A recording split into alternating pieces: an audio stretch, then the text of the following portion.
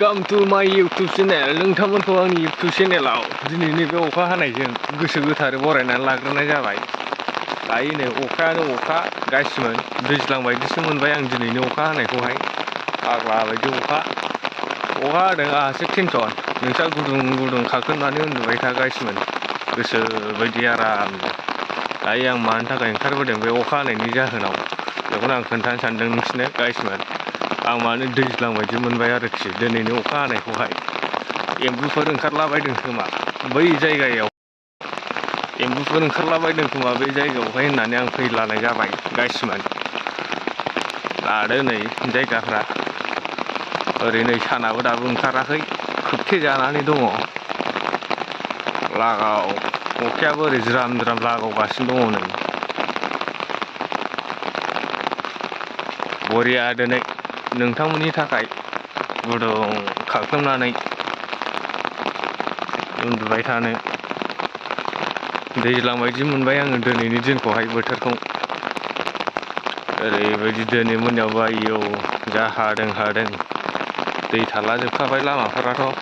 दायो आं नै ओरै दुब्लि बारियावसो थाबायलाबायदों गासिमोन।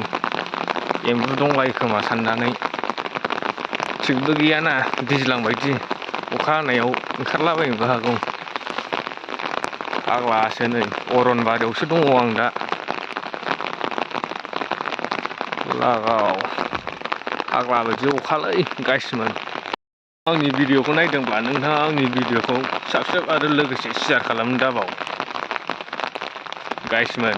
दिनैनि साथा बोराय लानानै आंनि बेरायनायनि जाहोना बेनो, फुंबिलि समाव नोंसोरजों ब्लग खालामनाया बेनो। नायना लादो आंनि सेहेराखौबो माबायदि फाग्ला बायदिखा। दिनै गासिमोन अखाया माबायदि गोलैदों। बरिया भिउ गासिमोन, बरिया ग्रीन ग्रीन भिउस। वाव गोरान गोरान भिउस। वाव वाव बिउटिफुल।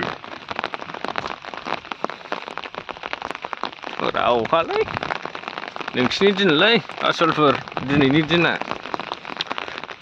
फुरा 12ता 1तायाव नङाबा दा सिखारखा दिनै। फुरा सानसे अखा हाखागोन दिनै। गुदुं खाख्लोमदो लागाव फुरा इन्जय फाटाफाटि लागाव। बेनोसै गासिमोन आंनि भिडिअआ एसेयावनो जोबथ'बाय। बाय बाय।